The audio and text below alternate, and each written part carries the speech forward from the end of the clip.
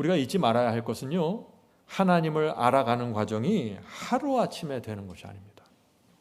시간이 걸립니다. 저희 아이가 옷장 위에 서서 망설이고 주저하는데 시간이 걸렸습니다. 시편 34편 7절부터 10절 보겠습니다. 주를 경외하고 내 인생을 맡기는데 어떤 경험과 어떤 과정과 시간이 필요한지 설명합니다. 시편 34편 7절부터 10절입니다. 여호와의 사자가 주를 경외하는 자를 둘러진치고 저희를 건져주시도다. 주를 경외해야 합니다. 그래야 여호와께서 둘러진치고 건져주시는 것입니다. 그런데 이 경험을 알려면은 시간이 필요합니다. 이 경험을 해봐야 되는 것입니다. 계속해서 읽어보죠. 너희는 여호와의 선하심을 맛보아 알지어다. 그에게 피하는 자는 복이 있도다. 여호와께 피해야만 복이 있는 것입니다. 그러려면 여호와의 선하심을 맛보아야 한다는 것입니다. 맛보는 데는 시간이 필요하고 맛보는 데는 과정이 필요한 것입니다. 여호와는 선한 목자셔서 어떤 상황에서도 나를 푸른 초장으로 인도하신다는 그 사실을 믿으려면 경험이 필요하다는 것입니다. 계속해서 읽어보죠. 너희 성도들아 여호와를 경외하라. 저를 경외하는 자에게는 부족함이 없도다. 놀라운 말씀이죠. 젊은 사자는 궁핍하여 줄일지라도, 아니 젊은 사자가 왜 먹을 것이 없어서 줄여요? 사자 중에 가장 힘든 게 젊은 사자인데 젊은 사자는 먹을 거 걱정하지 않아요. 그런데 그 젊은 사자마저도 굶을지라도 여호와를 찾는 자는 모든 좋은 곳에 부족함이 없으리로다. 이것이 하나님의 약속이에요. 이 하나님의 약속을 믿고 찾으면 부족함이 없다는 것입니다. 시편에 나오는 이 약속을 근데 붙잡으려면 어떻게 돼요? 짐을 맡기는 훈련을 하셔야 된다는 것이에요. 인생의 짐을 하나씩 맡기면서 맛을 보고 훈련해야 한다는 것입니다. 내가 이 짐을 맡겼을 때 어떤 맛이 느껴지는지 맛을 보아야 한다는 것입니다. 그렇게 하면 하나님께 점점 더 큰 짐, 점점 더 무거운 짐을 맡기면서 내 인생 전체를 드리고 살아가게 된다는 것입니다. 이것이 승리의 복음입니다. 그래서 많은 사람들이 저 사람은 가난한 것 같은데, 저 사람은 짐이 많은 것 같은데 어떻게 저렇게 만족하고 평안한 얼굴을 살까? 비결이 여기에 있다는 것입니다. 성도 여러분, 모든 근심 걱정을 맡기려면요, 오늘부터 하나씩 맡겨보세요. 여러분의 마음속에 시련을 주는, 무거운 느낌을 주는 그 짐부터 한번 맡겨보십시오. 여호와의 선하심을 알게 될 때까지 말이죠. 성도들은 앞으로 세상은 점점 더 어려워집니다. 요한계시록은 마지막 환란이 있을 거라고 경고하고 있습니다. 그때 여호와를 믿고 모든 것을 맡기는 성도들만 통과하게 될 것입니다. 하나님의 안식 속에서 말이죠. 언젠가 내가 그런 신앙을 하겠지, 언젠가 나도 내 인생을 맡기겠지, 그렇게 언젠가라고 말하지 말고 오늘 하나씩 맡겨보시라는 것입니다. 그것이 준비입니다. 그렇지 않으면 신앙은 성장하지 않습니다. 신명기 33장 27절입니다. 신명기 33장 27절. 영원하신 하나님의 너의 처소가 되시니 그 영원하신 팔이 내 아래에 있도다. 그가 내 앞에서 대적을 쫓으시며 멸하라 하시도다. 성도 여러분, 이 신명기 이 말씀에서 우리가 하나님의 능력을 느껴야 되는 것입니다. 영원하신 하나님께서 팔을 쭉 뻗어서 몸 아래 넣어서 떠받쳐 갖고 계시다 이거예요.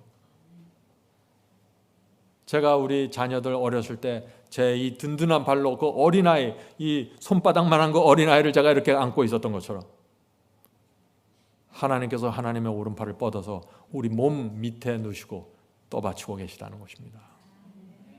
성도 여러분, 신앙은 단순한 것입니다. 신앙이 뭐예요? 하나님을 믿고 신뢰하는 것입니다.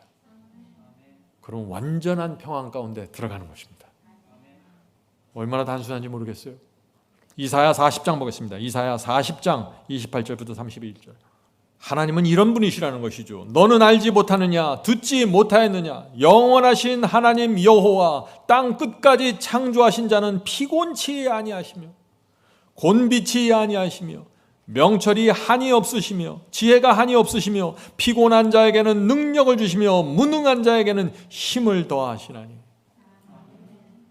성도 여러분, 십자가의 사랑과 자비를 바라보세요. 그러나 동시에 하나님의 이 엄청난 능력을 바라보셔야 됩니다. 하나님의 능력과 하나님의 자비를 같이 붙잡고 가는 것입니다. 그것이 그리스도의 생애예요. 성도 여러분, 우리는 우상을, 아무 힘없는 우상을 믿는 사람들이 아닙니다. 우리는 능력 있는 하나님을 믿는 사람들이에요. 피곤한 자에게는 능력을 주시고 능력이 없는 이 무능한 자들에게는 힘을 주시는 하나님 말이죠. 이런 하나님을 믿어야 되는 것입니다. 그래야 근심 걱정이 사라져요. 내 아버지가 부자예요. 엄청난 능력을 갖고 있어요. 그러면 지금 내가 비록 부족하더라도, 아직 그 유산을 받지 못했더라도 내가 이 세상에서 얼굴 똑바로 들고 살게 되는 거예요. 그것이 하나님의 양자로 받아들여지는 경험입니다. 양자로 말이죠. 하나님을 믿지 못하면 근심, 걱정 내가 다 껴안고 살게 되죠. 누구 책임입니까? 내 책임입니다. 하나님의 책임이 아니에요. 이사야 40장 30절 읽겠습니다. 이사야 40장 3절 이어지는 성경절이죠. 소년이라도 피곤하며 곤비하여 장정이라도 넘어지며 자빠지되 오직 여호와를 앙망하는 자는 새 힘을 얻으리니 독수리의 날개치며 올라감 같을 것이요 다른 박질하여도 곤비치 아니하겠고 걸어가도 피곤치 아니하리로다. 성도님, 놀라운 약속입니다. 이 약속이 그런데 누구한테 주어져 있습니까? 누구한테요? 여호와를 앙망하는 성도들에게. 여호와를 앙망하는, 간절히 바라보는 그 성도들에게 새 힘이 주어진다는 것입니다. 새 힘이. 이건 내 힘이 아니에요. 하늘에서 내려오는 새 힘이 주어진다는 것이에요. 내 옆에서 수많은 사람들이 넘어지고 자빠져도 여호와를 믿고 신뢰하는 사람은 독수리처럼 날아간다고요. 어떻게 이럴 수가 있어요? 짐을 넘겨드렸다는 것입니다. 내 인생의 모든 짐을 주 앞에 넘겨드렸다는 것입니다. 내가 이 시험에 떨어져도, 내가 이 직장에서 문제가 생겨도, 내 건강에 심각한 문제가 생겼어도 그 모든 짐을 주 앞에 맡긴다는 것입니다. 어떤 분들은 제가 이런 얘기하면 웃으면서 그래요. 그럼 목사님, 이제부터 나 아무것도 안 해도 되죠? 공부도 안 하고 뭐 직장 준비도 안 하고 그런 얘기 아니잖아요. 공중에 나는 새를 보라. 새가요, 새벽같이 일어나서 먹이를 먹어야 먹고 삽니다. 게으른 자여 개미에게 배우라. 하나님께서는 신실하고 게으르지 않기를 바랍니다. 그러나 내 힘과 내 능력 밖에 있는 것을 주 앞에 온전히 드림으로써 너희가 사탄의 시험에 걸리지 말고 당당하게 살아가라는 것이죠. 성도 여러분, 우리 인생에 시련과 고통이 줄을 서서 기다리고 있습니다. 그거 아세요? 줄을 서서 기다리고 있어요. 제가 한 60년 넘게 살아보니까 줄을 서 있어요. 앞으로도 줄 서 있어요. 그거 보여요. 무슨 줄이 서 있는지. 하나하나 순서대로 오는 것입니다. 하나가 지나가면 또 하나가 옵니다. 모든 인생에게 정해진 시련의 양이 있습니다. 여러분 그거 아세요? 그걸 다 채우고 지나가는 것입니다. 그 시련의 양을 채워야 우리의 인생이 맞춰지고 은혜의 시간이 끝나게 되는 것입니다. 그러니 어떻게 해야 되겠어요? 여호와를 믿고 신뢰하면서 시련이 올 때마다 새 힘을 받고 새 힘을 얻고 전진하는 것입니다. 그것이 그리스도의 생애예요. 새 힘이 무엇입니까? 시련 속에 있을 때 성령께서 내게 오셔서 위로해 주시는 것입니다. 괜찮아. 네가 가는 길은 진리의 길이야. 좁은 길 정확해. 흔들리지 마. 새 힘입니다. 하나님의 말씀과 약속이 주는 용기를 받는 것입니다. 주여, 내가 이런 문제가, 내 인생에 이런 문제가 생기는데 내가 지금 진리를 정확하게 보면서 말씀을 붙잡고 가고 있습니다. 말씀 속에서 내 신앙을 확인하고 내가 가는 길을 확인하는 것입니다. 내가 진리 위에 있다는 것이 정확하게 확인이 되면 그다음부터는 걱정할 것이 없어요. 자, 31절 보겠습니다. 이사야 40장 31절. 새 힘을 얻으리니 독수리 날개치며 올라감 같을 것이요 다른 박질하여도 곤비치 아니하겠고 걸어가도 피곤치 아니하리로다. 아멘. 성도 여러분, 잊지 마세요. 주님께서 우리를 바라보시는 눈과 주님께서 우리를 향한 마음은 항상 똑같습니다. 그것이 무엇일까요? 사랑과 구원과 평안입니다. 너 이거 불순종했으니까 너 좀 힘들 거야. 이게 아니에요. 어떤 상황에서도 사랑과 구원과 평안을 갖고 바라보신다 하는 것입니다. 주님의 모든 사역은 여기에 초점이 맞춰 있는 것입니다. 요한복음 17장 24절 보겠습니다. 요한복음 17장 24절. 아버지여 내게 주신 자도, 자, 아버지께서 내게 주신 자가 누구예요? 저와 여러분입니다. 주님을 믿는 성도들이죠. 아버지여 내게 주신 자도 나 있는 곳에 나와 함께 있어 아버지께서 창세 전부터 나를 사랑하심으로 내게 주신 나의 영광을 저희로 보게 하시기를 원하옵나이다. 성도 여러분, 주님의 소원이 무엇입니까? 주님의 목적이 무엇이에요? 우리를 하늘로 데려가서 주님과 함께 영원히 사는 것이 주님의 목적입니다. 이 목적을 이루기 위해서 어떤 때는 시련을 허락하시고 어떤 때는 아픔을 허락하시면서 모든 것이 협력해서 이 목적을 이루기 위해서 이루어진다는 것입니다. 그래서 우리가 하나님을 믿고 짐을 넘겨드릴 수 있다는 것입니다. 성도 여러분, 모든 고통과 시련은요, 지나가는 안개 같은 것들입니다. 다 사라질 것입니다. 여러분의 눈에 보이고 만지는 모든 것들은 사라집니다. 영원히 남는 것이 있습니다. 그것이 무엇이에요? 진리입니다. 하나님의 말씀입니다. 그래서 진리를 쫙 정확하게 붙잡고 따라가고 있으면 아무것도 걱정할 필요가 없다는 것입니다. 나머지는 하나님께서 다 해결해 주시고 서포트해 주시고 힘을 주시면서 끌고 가신다는 것입니다. 너희는 마음에 근심하지 말라. 하나님을 믿으니 또 나를 믿으라. 이 말씀을 이해하시겠어요? 그래서 우리 그리스도인의 행복은 어디서 결정돼요? 염려할 것인가 아니면 하나님을 믿을 것인가, 여기에 달려 있는 것입니다. 일이 잘 돼서 행복한 것이 아니에요. 절대 오해하지 마세요. 자, 그런데 조심할 것이 있습니다. 욕심을 부리면 안 됩니다. 욕심을 부리다가 넘어지면 다칩니다. 아픕니다. 울게 됩니다. 고난당하게 됩니다. 야곱이 왜 길고 긴 세월 동안 남의 집 살이를 하면서 고통당했습니까? 아버지와 에서를 속인 거짓말과 욕심 때문에 그렇게 된 거예요. 다윗이 승승장구하다가 왕이 되어서 승승장구하다가 왜 절망 속에 들어갔습니까? 탐욕 때문에 그런 것입니다. 그런데 이 반대의 경우도 있습니다. 내가 잘못해서 시련 속에 들어가는 경우가 있지만 그 반대의 경우도 있어요. 어떤 경우입니까? 아무리 신실하고 정직하게 살아도 사탄의 공격을 받아서 고난의 구덩이에 떨어질 수 있다는 것입니다. 요셉이 왜 감옥에 갔습니까? 신실했기 때문이죠. 사탄의 공격을 받은 것입니다. 다니엘이 왜 사자굴에 떨어졌습니까? 다니엘에게 문제가 있었던 것이 아니죠. 사탄의 공격을 받은 것입니다.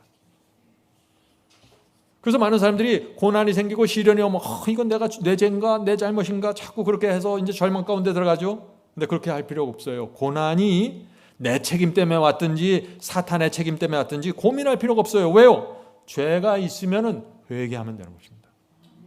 이것이 사탄에서 온 공격인지 내 문제인지 그런 거 자꾸 신경 쓰지 말고 성령께서 내게 알려주시는 죄가 있으면 그것을 회개하고 주 앞에 드리면 되는 것입니다. 하나님께서는 이 회개한 영혼을 언제나 받아주십니다.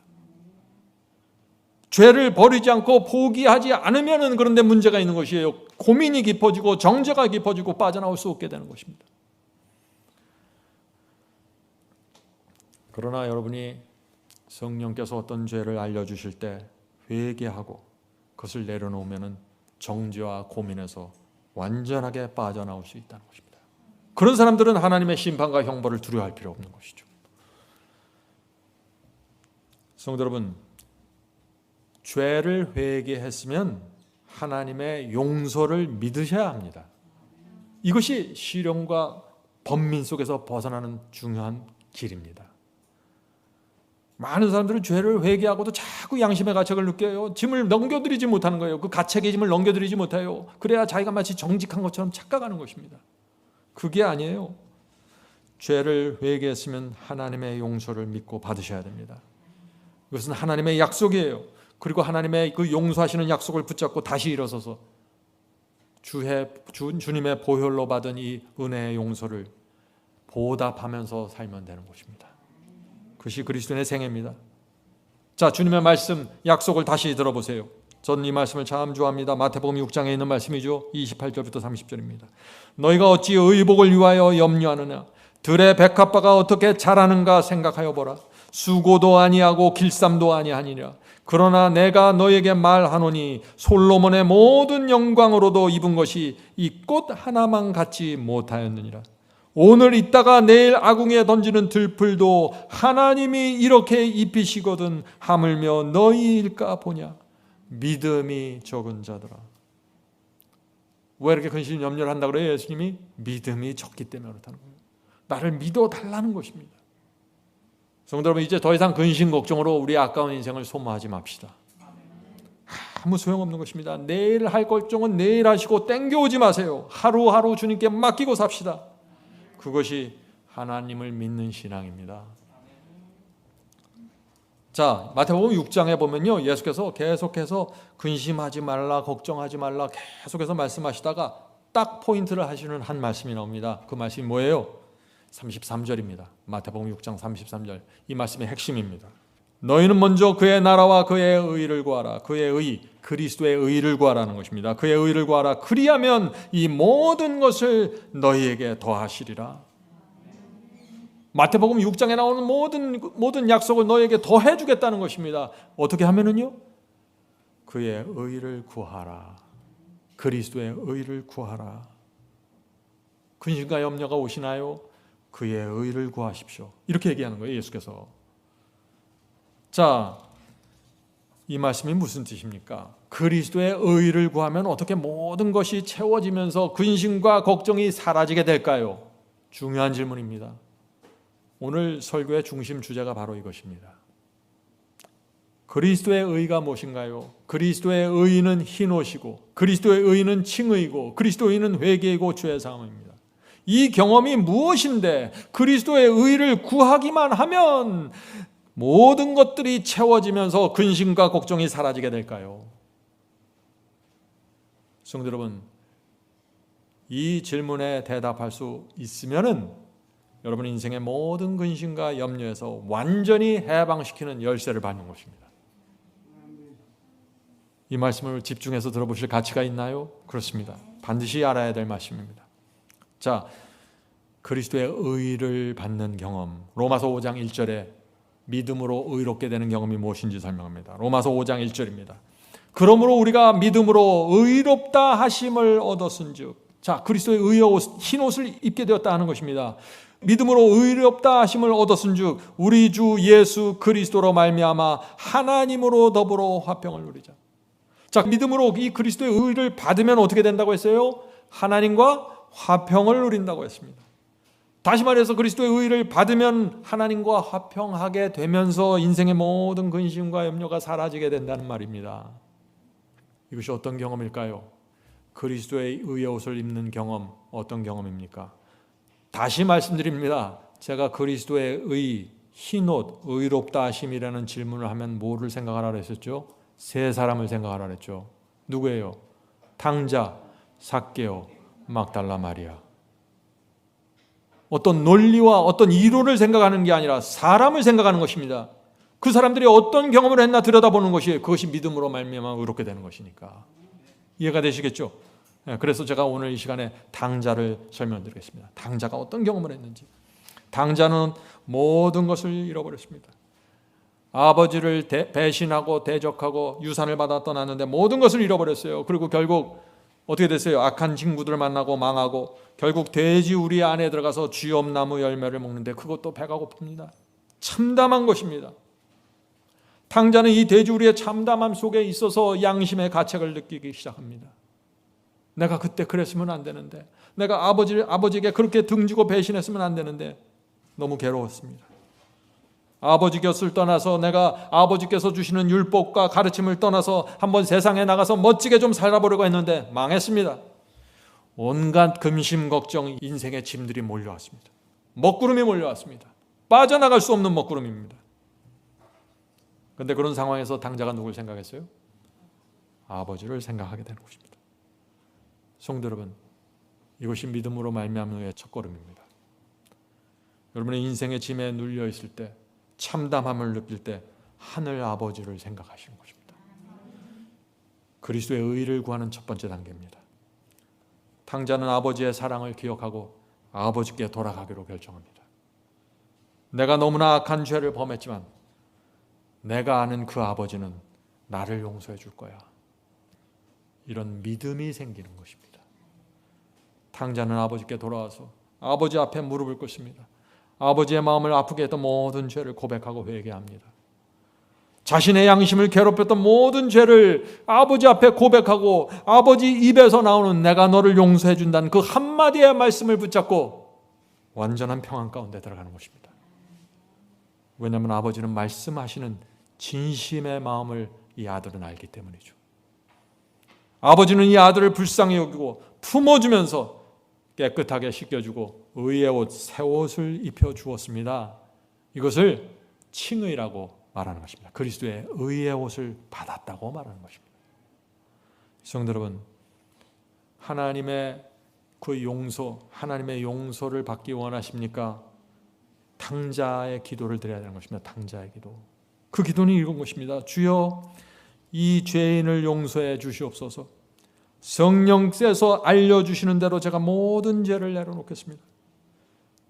제 잘못과 죄를 알려주시기만 하면 고집하지 않겠습니다.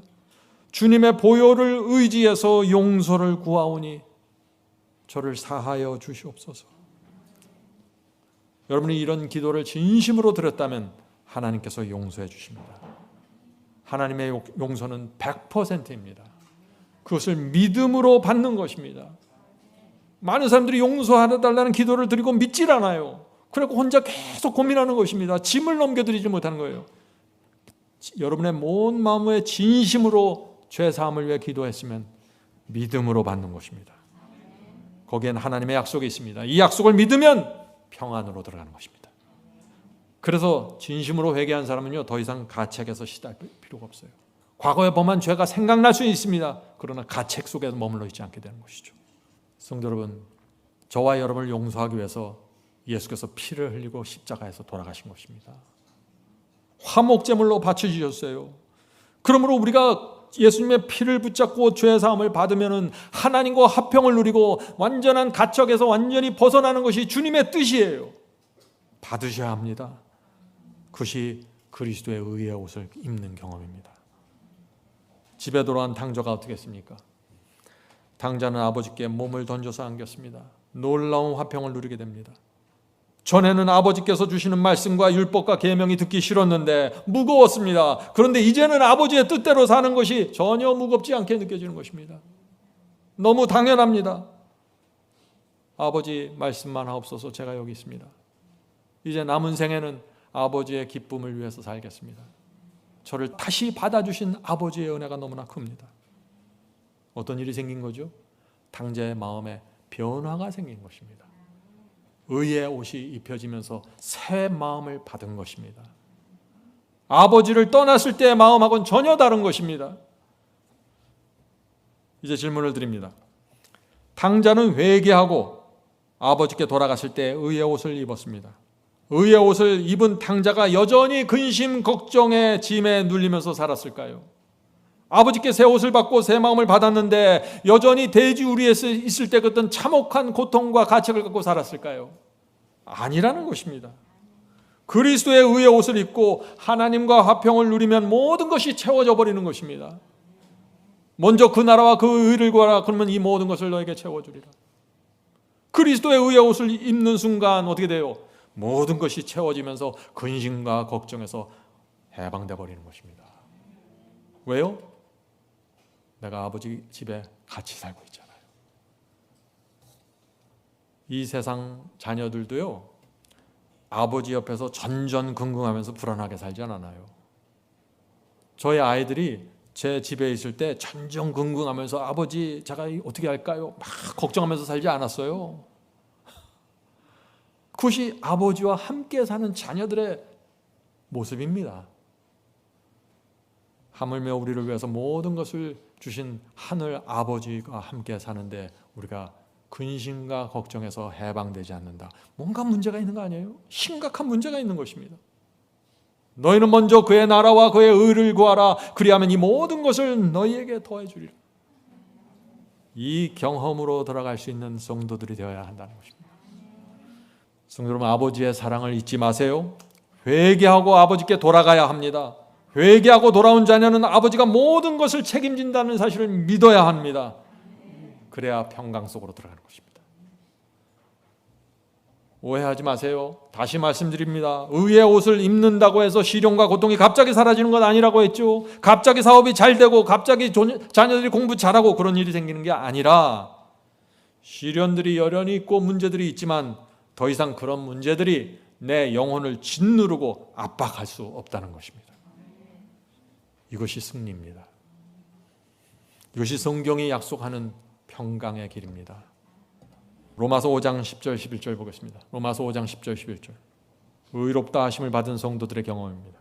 그 아들의 죽으심으로 말미암아 하나님으로 더불어 화목되었음즉, 하나님으로 계속해서 화목해야 된다는 얘기가 나오죠. 이제 우리로 화목을 얻게 하신 우리 예수 그리스도로 말미암아 하나님 안에서 또한 즐거워하느니라. 믿음으로 의롭게 되었으면, 새 옷을 입었으면, 죄사함을 받았으면, 탕자처럼 돌아왔으면 하나님 안에서 즐거워해야 된다고요. 이것이 마땅한 경험이라는 것입니다.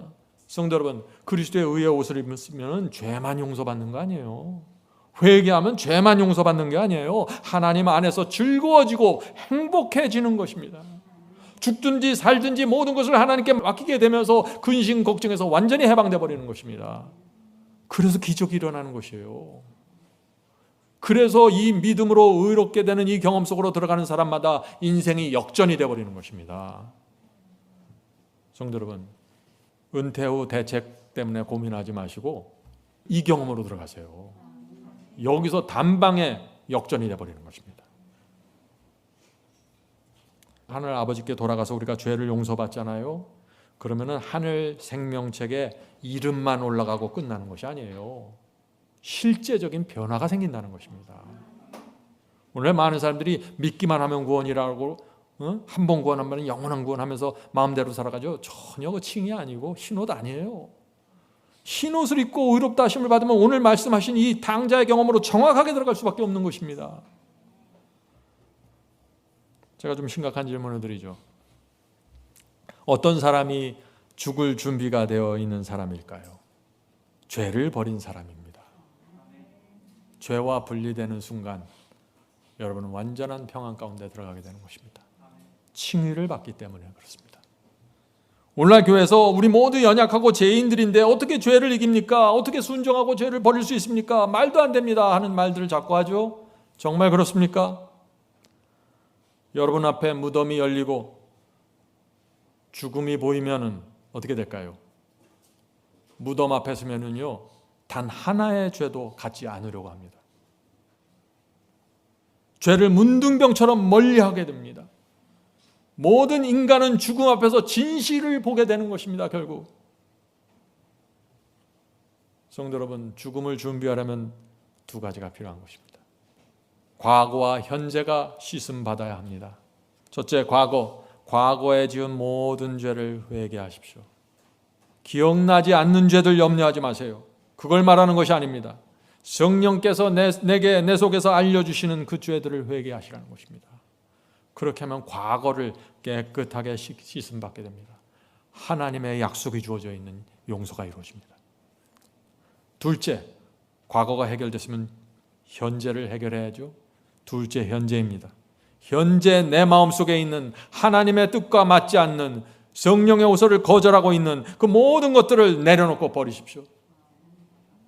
당자처럼 마음을 주님께 바치십시오. 아버지의 마음과 내 마음이 하나가 되는 그 경험이 필요한 것입니다. 성도 여러분, 죽음을 앞에 둔 분들만 이런 일을 하나요? 아니요. 건강한 사람들도 날마다 이 두 가지의 경험을 해야 하는 것입니다. 그렇게 하면 날마다 평강 속에, 완전한 평강 속에 살아가는 것이에요.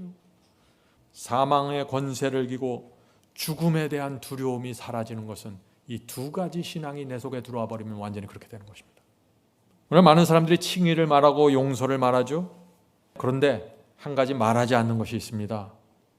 새 마음을 받는 경험을 말하지 않아요. 저는 칭의에 대한 가장 정확한 설명을 이 글이라고 생각합니다. 제가 이 글을 그래서 여러분께 소개해드리고 싶습니다. 예수께 가는 길 62페이지입니다.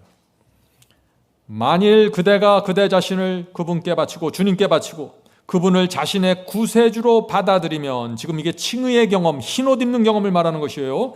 그분을 자신의 구세주로 받아들이면 그때 그대의 생애가, 그때까지 아무리 죄로 가득했다고 할지라도 그대를 의롭다고 간주해 주실 것이다. 탕자가 아버지를 떠나서 얼마나 더러운 생애를 살았습니까? 끔찍한 생애를 살았어요. 그런데 아버지께 돌아와서 회개하고 자신의 생애를 다 맡기는 한 아버지께서 의롭다고 간주해 주는 것입니다. 덮어주시는 것입니다. 왜요? 회개했으니까, 고백했으니까.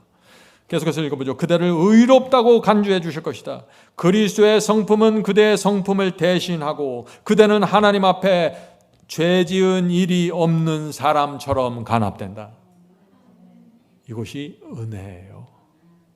죄를 많이 졌습니다. 인생의 머리털보다 많은 죄를 졌습니다. 그런데 아버지께 돌아와서 당자의 심령으로 무릎 꿇고 아버지의 자비를 바라보는 순간 한 번도 죄를 지지 않은 것처럼 아버지께서 받아주신다고요. 이것이 칭의입니다. 그래서 이 칭의를 받은 사람은 놀라운 감동 속으로 들어갈 수밖에 없는 거예요. 내가 범한 죄는 사형죄입니다. 사형에 처하는 죄예요. 단 하나의 죄도 사형을 받아야 끝나는 죄입니다. 그래서 그리스도의 십자가의 보혈이 아니면 도무지 용서가 안 되는 죄들이에요. 그런데 내가 그리스도의 보혈을 붙잡고 주 앞에 나가서 죄 사함을 받을 때 아버지께서 단 한 번도 죄 지은 일이 없는 것처럼 받아주신다고요. 그런데 거기서 끝나는 것이 아니라는 것입니다. 반드시 용서받은 자의 마음속에 놀라운 변화가 생긴다는 것이죠. 계속해서 읽겠습니다. 그뿐 아니라 그리스도는 그대의 마음을 변화시켜 주신다. 믿음으로 그리스도가 그대의 마음속에 거하시는 것이다. 성도 여러분, 믿음으로 얻는 이 칭의의 경험 무엇입니까? 흰옷 얻는 경험이 무엇입니까? 죄 사함을 받을 때 내 마음속에 놀라운 변화가 생기는 것입니다. 이제부터는 아버지의 말씀대로 살고 싶습니다. 아버지 주께서 주시는 계명과 말씀이 가장 안전하고 내게 복되다는 사실을 내가 깨닫게 되었습니다.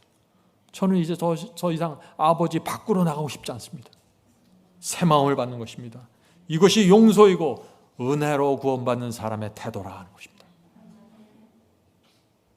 그때부터 주님께서 우리 마음에 거하신다 하는 것입니다. 다시 한번 읽어보죠. 그대는 하나님 앞에 죄 지은 일이 없는 사람처럼 간합된다. 그뿐 아니라 그리스도는 그대의 마음을 변화시켜 주신다. 믿음으로 말미암아 그리스도가 그대의 마음속에 거하시게 된다. 얼마나 분명합니까? 칭의 받을 때, 죄 사함 받을 때 주께서 우리 마음에 거하시게 된다고요. 그래서 성화가 가능해지는 것입니다. 이해하시겠어요? 나를 부인하고 십자가를 지는 이 성화의 길이 가능해지는 것이에요. 누구에게요? 아무에게나요? 아니요. 칭의를 받은 사람에게. 성도 여러분, 칭의, 죄사함 이거 대충 받고 엉터리로 받으면요 성화 어떻게 해요? 억지로 하게 되는 것입니다. 내 힘으로, 내 의지로, 내 노력으로 하다가 다 무너지고 쓰러지고 안 됩니다. 이렇게 하는 거예요.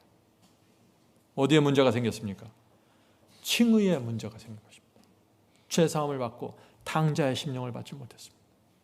근심 걱정으로부터 해방되는 경험이 없는 것입니다. 잘 들어보세요. 탕자가 집에 들어와서 회개하고 아버지 품에 안겼을 때 어떤 변화가 생겼다고요? 새 마음을 받는 것입니다. 엄청난 죄를 용서받았어요. 사형을 탕감받은 것입니다. 맹숭맹숭할 수 없는 상태입니다. 이 상태는 새로운 생각이 생깁니다. 새로운 충동을 갖게 됩니다. 새로운 계획을 갖게 됩니다. 인생에 대한 새로운 계획과 목적을 갖고 살게 됩니다. 새 마음을 받은 것입니다. 그래서 성화가 가능하다는 것입니다. 남은 평생 동안 아버지의 은혜와 아버지의 자비에 감사하면서 충성하면서 살겠다는 의지가 충천해지는 것입니다. 이것이 믿음으로 말미암아 의롭게 되는 경험입니다. 그래서 이 칭의를 받으면 돼지우리에 있을 때 하던 그 근심 걱정하지 않게 된다는 것입니다. 로마서 11장 33, 34절 읽고 마치겠습니다. 로마서 11장 33절 34절 바울의 말씀입니다. 깊도다 하나님의 지혜와 지식에 부요하며 그의 판단은 측량지 못할 것이며 그의 길은 찾지 못할 것이로다. 하나님은 너무나 위대하고 너무나 지혜가 많고 너무나 능력이 엄청나서 우리 인간으로서는 도무지 판단하고 측량하기 어렵다고요. 그런 엄청난 위대한 하나님이니까 무조건 믿고 맡기라고 얘기하는 것입니다. 많은 사람들이 나는 내가 이해할 때까지만 따라가겠습니다 그러죠. 많은 사람들이 나는 내가 동의하는 선 안에서만 주님을 따라가겠다고 말하죠. 그런 사람들은 결국 못 따라갑니다. 왜요? 하나님은 우리가 생각하고 우리가 측량하고 우리가 판단할 수 있는 훨씬 더 높은 위대한 그 상황에 계신 분이에요. 여러분이 알고 이해하는 그 선 안에서만 쫓아가면 평생 그 모양의 그 신앙을 하다가 맞춰지게 되는 것입니다. 그러나 믿음으로 하나님이 누구인지 알고 믿음으로 그분을 따라가기 시작하면 이 세상과 이 상황과 모든 주변의 근심 걱정거리를 초월하는, 누구도 부러워하는 그런 삶을 살게 된다고 하는 것입니다. 성령께서 우리의 모두를 의와 평강의 길로 인도하시길 간절히 바랍니다. 하늘에 계신 저희들의 아버지, 저희 인생의 짐과 염려와 근심에서 이제 저희가 벗어나기를 간구합니다. 저희가 온전히 주님을 믿고 신뢰하게 도와주시옵소서. 너무나 오랫동안 주님을 믿는다고 했지만 정말 주님을 믿는다는 것이 무엇인지 저희가 이해하지 못하고 살아왔습니다. 주여, 저희의 부족함을 용서해 주시고 이제부터 주님을 믿음으로 이 세상을 이길 수 있도록 도와주시옵소서. 하늘에 계신 아버지, 오늘 이 자리에 무릎 꿇고 기도하는 성도들 온 마음과 진심으로 주 앞에 나옵니다. 주여, 저희를 받아주시고 저희 마음속에 있는 모든 죄들과 세속 주 앞에 내려놓고 이제 마음의 평강을 누릴 수 있도록 도와주시옵소서. 그리스도께서 주시는 그 의의 옷, 탕자가 받았던 그 옷을 저희가 받기를 원합니다. 그래서 모든 근심과 걱정에서 벗어나고 가책에서 벗어나고 남은 인생을 주님께 온전히 드리면서 기쁨과 감사함으로 하나님 안에서 화평을 누리고 기뻐하면서 살 수 있도록 도와주시옵소서. 그래서 이 예배당과 성전이 안식일마다 큰 은혜와 성령의 감동이 채워질 수 있도록 역사해 주시옵소서. 하늘에 계신 아버지, 세상이 어려워집니다. 힘들어집니다. 그러나 저희가 주님을 믿습니다.